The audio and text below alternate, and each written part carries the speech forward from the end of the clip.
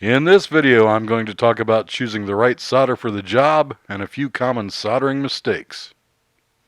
Solder is used to connect electronic components together, either point to point or on a circuit board. Solder comes in several thicknesses, alloys, and with or without a wide variety of fluxes. Solder is also used for plumbing. Solder used for electronics is usually rosin core, and it usually contains lead. Because of the hazardous nature of lead, lead-free solder is fairly common and becoming more common every day. The most dangerous mistake when soldering is mishandling lead solder. This stuff is toxic. You must keep it out of reach of children. Wash your hands after use before eating, drinking, smoking, vaping, biting your nails, or putting your hands anywhere near your face.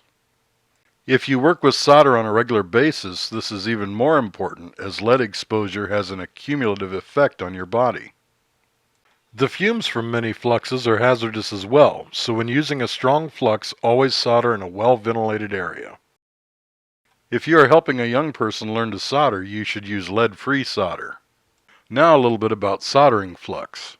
Flux in the core of the solder or external flux is important to improve the quality of the solder connection.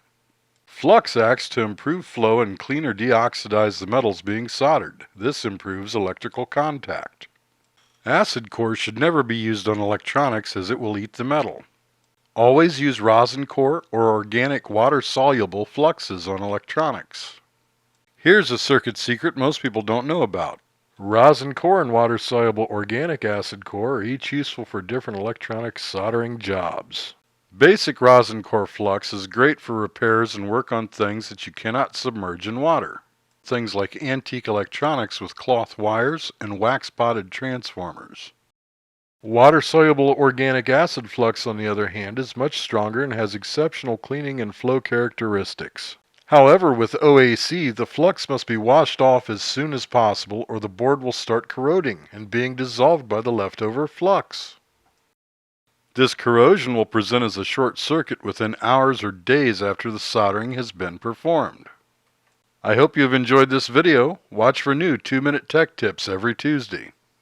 This Thursday, a new series begins. Circuit Secrets is bringing you a DIY tube preamp with a twist. If you enjoyed this video, please like and subscribe.